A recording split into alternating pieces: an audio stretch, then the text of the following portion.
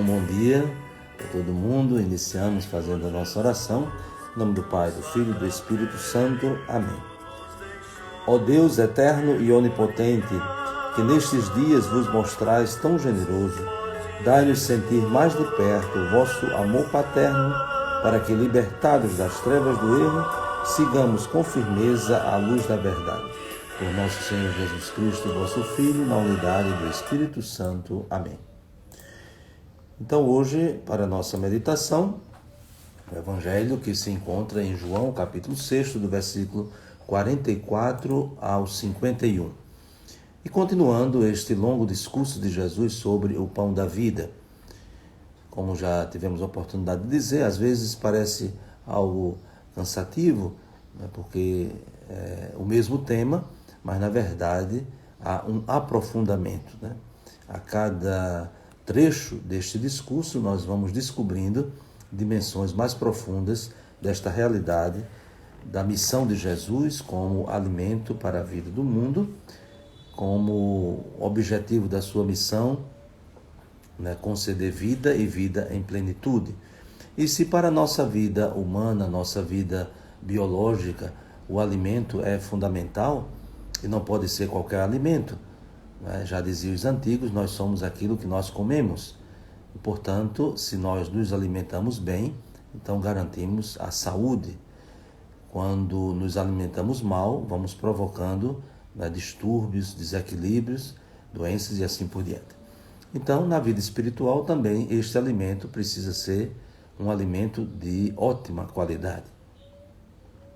Nós temos a necessidade, nós temos a fome espiritual, mas não é qualquer coisa que tenha referência, não é? Ou de aparência, ou mesmo de um certo conteúdo que vai nos alimentar de forma adequada. E aqui Jesus, no Evangelho de hoje, ele retoma, não é, esse refrão, como nós já tivemos a oportunidade de dizer: eu sou o pão da vida. Eu sou o pão vivo descido do céu. E sempre relembrando que a finalidade da sua vinda ao mundo é testemunhar o amor de Deus. Deus amou tanto o mundo que enviou o seu Filho ao mundo para que aqueles que nele creem tenham a vida eterna. E aqui Jesus afirma também uma verdade, a verdade da iniciativa de Deus para nos conceder a salvação. Quando ele diz: ninguém pode vir a mim se o Pai que me enviou não o atrai. Então não é iniciativa humana simplesmente a busca da salvação, porque nós, por nós mesmos, não somos capazes suficientemente de buscar a salvação.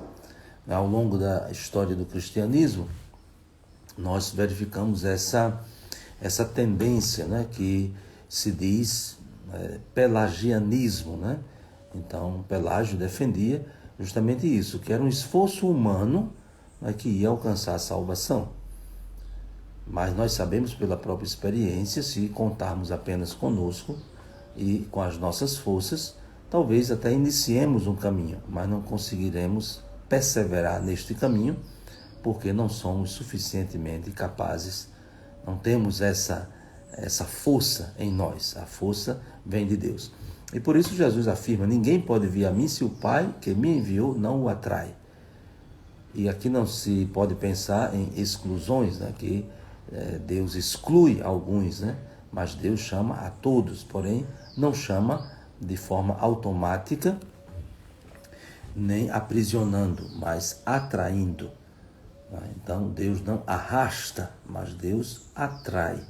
E atrai é justamente essa força que se exerce, né, justamente para conduzir, né, para chamar. Mas na nossa liberdade, mesmo que limitada, nós temos a liberdade também de não nos deixarmos atrair. E qual é a finalidade de ir até Jesus?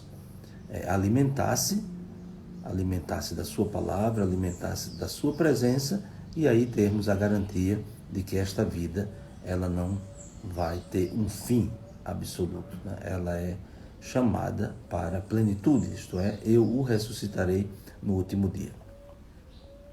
Aqui se insere não é um elemento novo até então, quando Jesus afirma que todos serão discípulos de Deus. Então vejam que ninguém pode vir a mim se o Pai que me enviou não o atrai.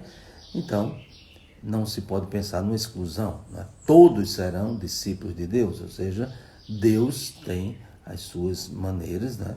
Até os seus desígnios, né? Que nós não conseguimos compreender, para tocar no coração das pessoas, para atraí-las, mas de novo, deixando sempre a liberdade de um sim ou de um não.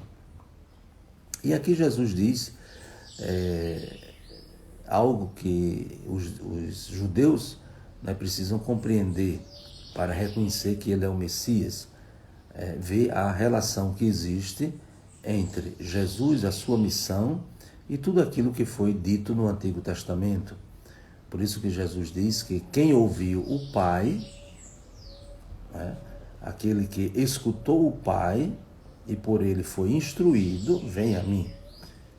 Então, como é que Deus, né, instruiu o seu povo no Antigo Testamento? Sobretudo pela Sagrada Escritura, né? O Antigo Testamento é essa instrução de Deus ao seu povo. E, portanto, nós vemos aqui a insistência de Jesus naquilo que nós geralmente chamamos de continuidade. A continuidade entre o Antigo e o Novo Testamento. O Novo Testamento realiza aquilo que o Antigo Testamento anunciou. No Novo Testamento, em Jesus, se cumprem as promessas que o Pai fez no Antigo Testamento. E por isso, ser instruído por Deus é preparar-se para acolher o Messias que ele enviou. Por isso que essa insistência de Jesus, né? O Pai enviou. E, portanto, se o Pai enviou, é para cumprir aquilo que o Pai prometera e que foi revelado no Antigo Testamento. E aí Jesus, mais uma vez, insiste que a forma de acolhê-lo, de reconhecê-lo como enviado do Pai, é crer nele. E crer em Jesus é possuir a vida eterna. Vejam que aqui nós temos duas afirmações que não são contraditórias, mas são complementares. Eu ressuscitarei no último dia. Então, quando se diz isso, né, o último dia, nós pensamos numa dimensão escatológica, né, do futuro. Porém, Jesus diz: quem crê possui a vida eterna. Portanto, também tem um aspecto do hoje, né, do presente. Então, quando nós acreditamos em Jesus, nós já fazemos a experiência, né, mesmo que dentro dos limites da nossa percepção, de vida em plenitude. Então, diríamos assim, de uma forma um pouco mais técnica, né? A escatologia presente, como diz São João, quem crê possui a vida, e a escatologia futura, não é? Eu ressuscitarei no último dia. Essa é a fé da igreja. Então, quem crê possui a vida eterna. Por quê? Porque quando nós cremos, mesmo com as nossas limitações, mesmo estando a caminho, essa vida eterna nos alcança, porque, como nós dizemos, né, o batismo é a graça que nos dá uma vida nova, e nós somos batizados, e com esse batismo nós começamos o caminho de uma vida nova. Mas essa vida nova que vai encontrar a sua plenitude.